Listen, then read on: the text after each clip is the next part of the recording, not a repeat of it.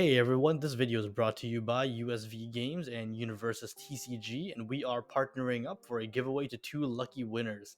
UniVersus is partnering up with Cowboy Bebop and Trigun Stampede to introduce the very first Challenger Series cards, which release on January 19th. You can now play as some of your favorite characters from this classic anime like Spike and Faye. These decks feature more complex pre-constructed decks, which also include 6 random parallel foils and alternate art cards. I also want to mention that you can grab free cards by signing up to the UniVersus Game Network, also known as UGN. And if you register a new account and enter Wontonton under the Content Creator section, underneath How Did You Hear About Us, you will also receive 50 coins, which can be used to redeem free promo cards. By the way, 50 coins is already enough to redeem almost any card. Today we have two giveaways for two lucky winners, a Cowboy Bebop Challenger Series deck and a Trigun Challenger Series deck. If you want to participate, please make sure to subscribe to the channel and to leave a comment down below. I'll draw a winner a week from today. Today is January the 17th, and so I will draw two subscribers who leave a comment on January the 24th. Once again, I want to thank UniVersus TCG for sponsoring this video, and I hope you guys are as excited as I am for the new Challenger Series that is coming out. Hey everyone, Wontonton back to bring you another One Piece deck guide. This time I'm going to bring you my favorite deck of OP5 so far, and definitely the deck I have been playing the most by far, and that is Rosinante. Before we get started though, I do want to just give you guys a heads up. I have been streaming my last few locals, and I have played this in my last couple of locals, so if you guys want to watch some gameplay, you can always feel free to check those out. And our locals is on Monday, and I do try to go every week if I can, and always try to stream. So whenever you see me on, just hop on in, say hi, just stick around for a bit or for a match or two, and yeah, it'll be a fun time. So I guess let's get started here. For those of you who don't know, Rosinante is a blocker leader, actually, so he can protect your characters, and his other ability is if you have 6 or less cards at the end of your turn in your hand, then you can set him as active, so you can swing with him and then resend him shortly after. So let's get right into it. So let me get the 2Ks out of the way first. We have 10 2Ks in this version of the deck. Baby 5, Viola, and Apu. I don't really use them for anything else but the 2K. And I do want to mention there are a few variations. This is the deck list I've been having success with and having fun with so far, which is it's like 3 parts Don Quixote Pirates, 2 parts Supernova. And so I've seen some lists. I've also had some success with just Don Quixote and cutting down on the Supernovas and the Bonnie and just going all in on Don Quixote Pirates. But I found that sometimes you did want to grab the kid or maybe a Drake or something, and so that's why I included Bonnie here. I'm thinking maybe the ratios are off. Maybe I should add a few more Supernovas because this is currently at 14. And it's actually kind of like a 10 because you don't really want to grab Bonnie off of Bonnie. But it is still something, it is still sort of a work in progress, but more or less this is what I've been running for the last few weeks now, which I am pretty happy with. So the two searchers we have is Baby 5 and Bonnie. And with Baby 5 is definitely the more important one, just because this deck does pretty much rely on the Don Quixote Pirates, and the Supernovas are kind of a plus. And with Baby 5 and Bonnie, the idea is that you always want to start second. You grab one of these two, and then on your first turn, you search instantly because you'll be able to protect them the following turn with your leader. I have Rosinante blocker here because he actually does come in handy against a lot of non-Sakazuki decks. He was originally in here to stop Sakazuki, and then I realized Sakazuki just bottom decks everything, so he really only affects Lucci. But I do have him. You can replace him with Killer. Killer's also fine. I think the 2-cost blocker one that lets you draw a card, I think that one's also okay. But I think Rosinante is generally good as well. They both have their uses, just depends on what your meta is. Sugar is the hidden MVP of this deck. She pretty much carries you from the early to the mid game. So if you're able to get her down on the board and your opponent can't handle her, she's just going to be a menace. They can't kill her because she can just hide behind your leader, and then she's just gonna carry you all the way to the late game when your big boys start dropping down. So that is definitely a high priority target for you to protect. I would even say sometimes she's more important to protect than your searchers, but it does come down to each situation. This is just a great card. It it's searchable by Baby 5. He is a decent blocker. 4,000 power is a nice threshold. It just puts him out of the reach of a lot of KO abilities, and so I like including 4 of them in a deck. He also adds a little bit of consistency since you can rearrange the top 5 cards of your deck or just bottom deck them if you don't see what you like. So I also have Yamato here.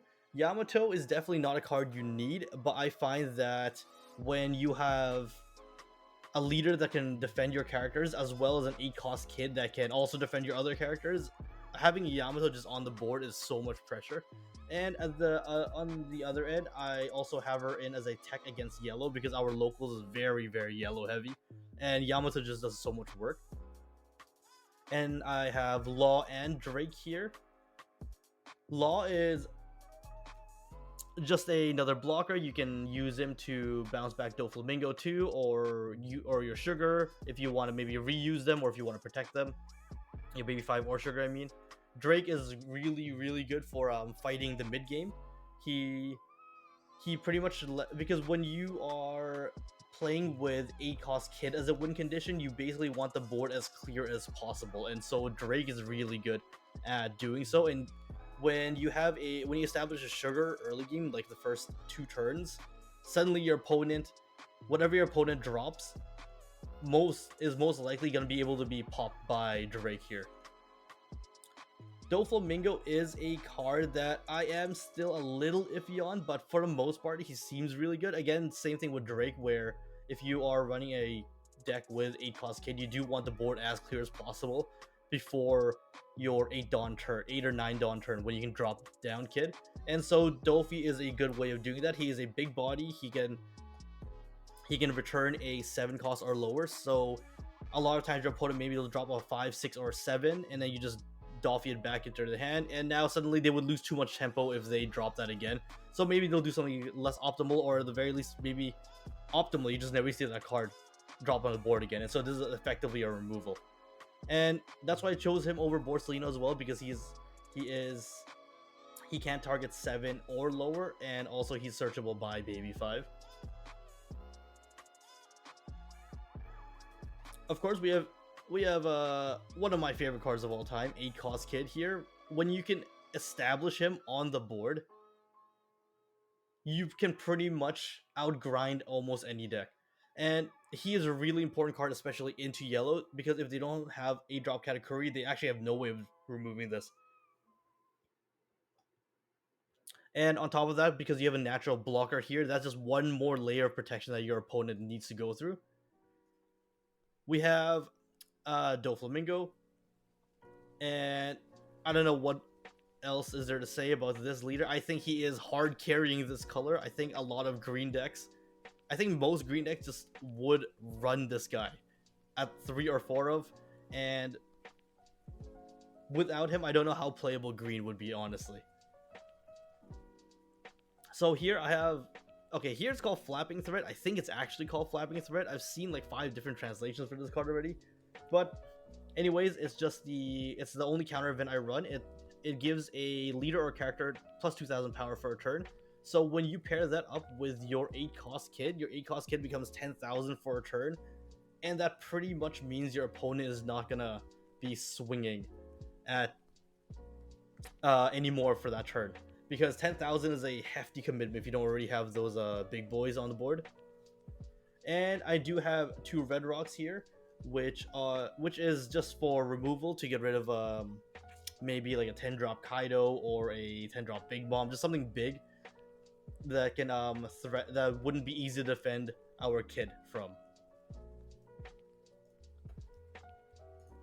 And here is the other version I was talking about, the one without the supernovas. This one is I would say I actually think this one is funner to play because it's a lot slower, it's greedier.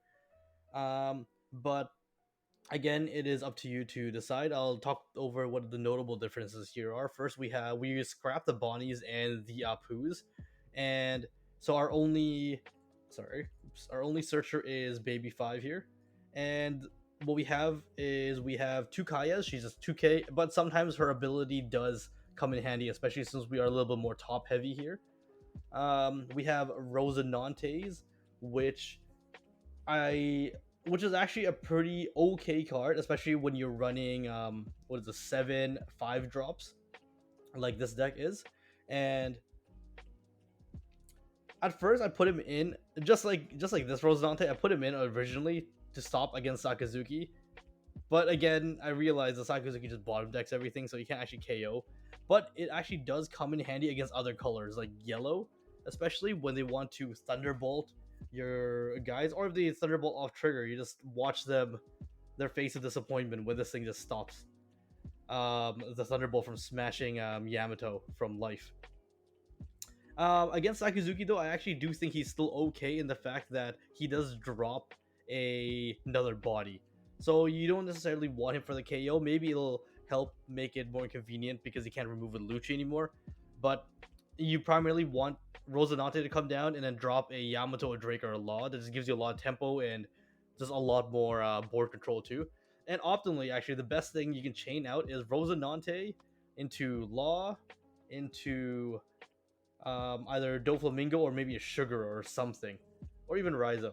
And speaking of Raizo is my spicy pick for this deck. I think he's really strong in those really slow, grindier matchups, just like back in OP1. You hide him behind Kid, then you just start swinging with him every turn. You just start racking up value through card draw. Of course, you don't always see him come down, especially in faster matchups where there is no time to really develop him. Then he just becomes a 1K counter. But of course, feel free to remove him. I love free card draw, and so I love this card. So first, let's talk about the main win conditions for this deck. The two boss monsters you have here. When I first started playing this deck and when I was first building this deck, I thought that the win condition was going to be 8 drop Kid, and then you're going to be playing primarily around him, and your whole deck is going to revolve around him. After just a few games, it became pretty apparent pretty quickly that no, 10 drop Dofi is he is that guy. He is him. A lot of times you're not even gonna get a chance to drop Kids. It's gonna be too dangerous. Maybe it's too slow. He doesn't impact enough. But Doflamingo is actually, I think, other than 10 drop Big Bomb, is probably the best 10 drop you can just chain in back to back turns. If your opponent doesn't play around it and just swings with his leader and maybe two 8K, 9K bodies, it's pretty much over for them once you start chaining these Doflamingos down. You're going to be able to, is going to provide you so much board control and tempo at the same time, build up a 10,000 body. He also has very, very good synergy with Sugar. With Sugar on the board, they do have to take into account that it could be rested by Doflamingo the next turn. And so I've seen some decks run just 2 or 3 Doflamingos. I've even seen some run no Doflamingos, but I disagree. I think you need 4 of them because you want to make sure you see at least 1 or 2 of him every game because he's going to be your closest finisher. But of course, Kid, if you are able to just establish him on the board and your opponent has no way of removing him, you can pretty much just win off the game solely off the back of him. Because 8,000 is really difficult to get through, especially when you start loading up on blockers. You have your own leader as well. And even if you only get 1 turn of value out of Kid, sometimes that's more than enough. In the same way that Doflamingo is really valuable, it's that extra turn they just buy you, where it gives you another turn to set up, stabilize the board, control the board a little bit better, and just turn the board into your favor. So next up is a quick mulligan guide. If you win the dice roll, you definitely want to go second. I'm going to say you want a hard mulligan for Baby 5. And depending on the matchup, you may also want a hard mulligan for a Baby 5 or a Sugar, especially in matchups like yellow or red, where it's more board control heavy. Sugar does a lot of work in those matchups. And so I'm gonna say you hard mulligan until you see either one of those. Bonnie is sort of like a backup plan. It's if you think your first hand is the other four cards are okay, and you see a Bonnie, but you don't see a Baby 5 or a Sugar, but you see other cards you see, maybe like a 10-drop Dolphy or an 8-cost Kid or maybe a Drake or something. Then I would think that that hand is acceptable. The only problem with Bonnie is that most of the more valuable cards in this matchup are a Don Quixote Pirate, and so you do have a risk of, for example, searching out and just bottom decking all those sugars, for example. But definitely, it is acceptable if the other four cards are cards you really want to see. So generally, as I mentioned earlier, on your first turn, if you're going second, you want to drop Baby 5 or Bonnie, of course, and search with them immediately. The next turn, you're gonna swing into them, and then you're gonna want to block that with your leader. And I'm gonna say that most times you do just want to counter that out immediately if you can, because these cards, that card is just replaced by the searchers here. Sugar, as I've mentioned, is a card that can just outright win you the early and mid game by herself, and so she is a very important card to get early game, sorry, as well against as I was saying, board control heavy decks like yellow, purple. So ideally you get some value out of her. You get the most value out of her actually if you go first, because you can swing on your second turn. They can drop a 1 or 2 drop, then you drop Sugar, and then you can swing into that little 1 or 2 cost that they dropped, and then Sugar can take it from there, and then she can hide behind your leader blocker. And I'm going to stress that you always want to be defending Sugar, especially the early to mid game. You can probably let her go a little bit in the late game, just depending on how the game develops. But early to mid game, she's definitely a priority, and I'm gonna say she might even be more priority than Baby 5, just depending on how the matchup is going. So matchup wise, I think Rosinante matches up against purple the best. They don't actually have a way of getting rid of 8-drop Kid. And so the general game plan against purple would be you fight for board control, just make sure um, you have some semblance of board control. Even if you're a little bit behind, that's fine. And just stay at least 2 health, I'm going to say. And just drop 8-drop Kid on curve and watch him just wall off purple for the rest of the game. They don't have an easy way of removing 8-drop Kid other than just throwing bodies at him. And so he is a card you definitely want to mulligan for or search for. And that's when Bonnie comes in handy. Against yellow, I do think that Rosinante has a pretty even matchup. I'm going to say of all the yellow games, Enel and Katakuri, it is kind of 50-50. Enel is, I think, a better matchup for you because you can outgrind them. If you have an 8-cost Kid and they don't have an 8-cost Katakuri, it's pretty much you can just take it from there, just like with against purple. But if they do, then you're kind of just going a back and forth grinding game where you're just fighting for board control, and this is where 10-drop Dolphy really shines. You really want him in this matchup too, and if Yamato is able to get a couple swings in, you pretty much can just win off the back there. Katakuri is definitely a little harder than Enel, just because you can't do the long drawn out game like you can with Enel. You do have to keep in mind that they have 10-cost big moms, and that's just going to ruin your day. If they start chaining like back-to-back big moms, it's pretty hard to come back from that. Now for bad matchups, if you see Sakazuki, just pray. I think it really is Sakazuki's game to lose. They're going to have to break at least a little bit, and hopefully they sprinkle it with a few misplays here or there too. But it's not as hopeless as RG Law into Sakazuki, which I played that matchup, and that one was just, I've given up hope on life. But against Sakazuki, as I was mentioning earlier, Rosinantes don't help that much. It really only inconveniences Lucci, because they can just bottom deck your other cards away. And 8-drop Kid is pretty useless in this match. It's pretty much a dead card. So you're going to be relying really heavily on early to mid game tempo. Of course, assuming Lucci and Houndblaze doesn't just get rid of everything. And 10-drop Dolphy is what you're really after here, because he's pretty much going to be your lifeline.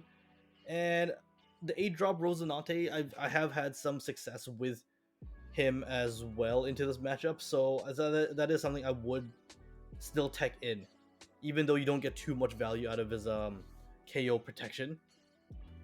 You really just want him for the ability to cheat out a 5-drop into your hand, and maybe you can chain out something else if it was an RG Law, or maybe you can get a big tempo swing by popping one of their 4 drops or less if you got a Drake.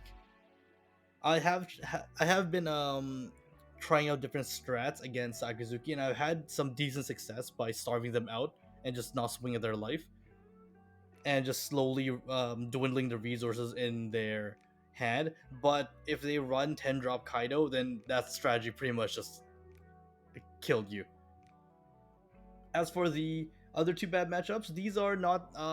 I wouldn't say they're specifically bad for Rosinante. It's more like they're just so aggressive that they can pretty much do this to any deck, where they can just rush you down in like 3-4 turns. I've seen Bello Betty knock decks out in like 3 turns, which is crazy. But the biggest issue here is that this is a slow deck that doesn't rely on your leader being able to block hits later on. And so with RP Law and Betty, sometimes they rush you down and they provide so much pressure early that you're gonna find that by late game you're gonna have a 0 to 1 life left, and that pretty much makes your leader a useless blocker if you even make it to late game. You can't really hide behind 8-drop Kid. They have ways of getting through him, and again, you can't protect 8-drop Kid with your blocker leader. Sorry, because you're going to find yourself at 0 to 1 life most of the time by the time you reach your third or fourth turn. So that was it for my Rosinante guide. As usual, if you guys have any questions, please leave them in the comments section down below. And don't forget that I will be drawing that winner for this giveaway in a week's time. That's January 24th.